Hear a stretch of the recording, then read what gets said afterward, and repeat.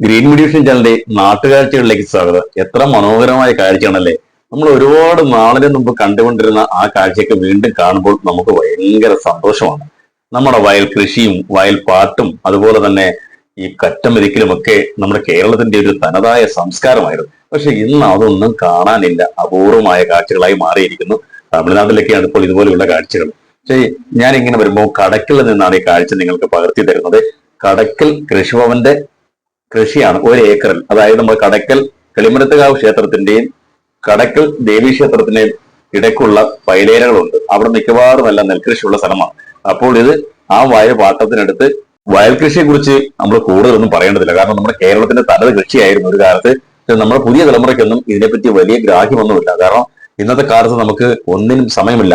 അതുപോലെ ക്ലബ്ബുകൾക്കോ മറ്റ് സംഘടനകൾക്കോ ഇതുപോലെയുള്ള ഒഴിഞ്ഞു കിടക്കുന്ന വയലുകളൊക്കെ പാട്ടത്തിനെടുത്ത് കൃഷിയൊക്കെ നടത്താം. അതുപോലെ കുട്ടികളെ കൃഷി പഠിപ്പിക്കാം, സ്കൂളിൽ നിന്നുകൊണ്ട് ഇത് കാണിക്കാം. എന്നാൽ ഈ കറ്റമെയ്ത്തൊക്കെ കണ്ട് ഞാനിത് ഒരു സന്തോഷത്തോടെ നോക്കി നിന്ന് കുറച്ച് വീഡിയോ എടുത്താണ്. അവരെന്നോട് ഒരുപാട് കാര്യങ്ങളൊക്കെ പറഞ്ഞു.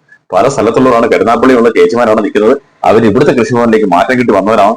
അപ്പോൾ അവർക്ക് എല്ലാ സ്ഥലങ്ങളിലും ഇങ്ങനെയൊക്കെ കൃഷിഭവൻ ഉണ്ടെങ്കിൽ തന്നെയും എല്ലാ സ്ഥലത്തും ഇതുപോലെ നടീലും കൊയ്ത്തും ഒന്നുമില്ല.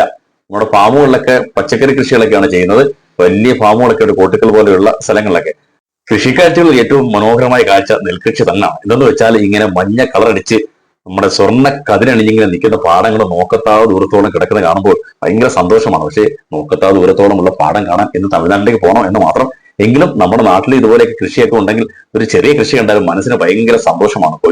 കൊയ്ത്തുപാട്ടും ഒക്കെ ഉണ്ടായിരുന്ന കേരളത്തിന്റെ നന്മയുടെ പ്രതീകമായിരുന്ന കൃഷിയിടങ്ങൾ. അപ്പോൾ ഇതുപോലെയുള്ള കൊച്ചു കൊച്ചു കാഴ്ചകളൊക്കെ ഇടയ്ക്കിടയ്ക്ക് നമ്മുടെ ഗ്രാമീണ ഭംഗിയുടെ കാഴ്ചകളൊക്കെ ആയിട്ട് ഗ്രീൻ മീഡിയേഷൻ ചാനൽ എത്തും. അപ്പോൾ നിങ്ങൾ നമ്മുടെ ചാനൽ സബ്സ്ക്രൈബ് ചെയ്യാൻ മറക്കണ്ട. യൂട്യൂബ് ചാനൽ സബ്സ്ക്രൈബ് ചെയ്യണം. അതുപോലെ തന്നെ ഫേസ്ബുക്ക് പേജൊക്കെ ഫോളോ ചെയ്യണം. അപ്പോൾ വീണ്ടും കാണാം.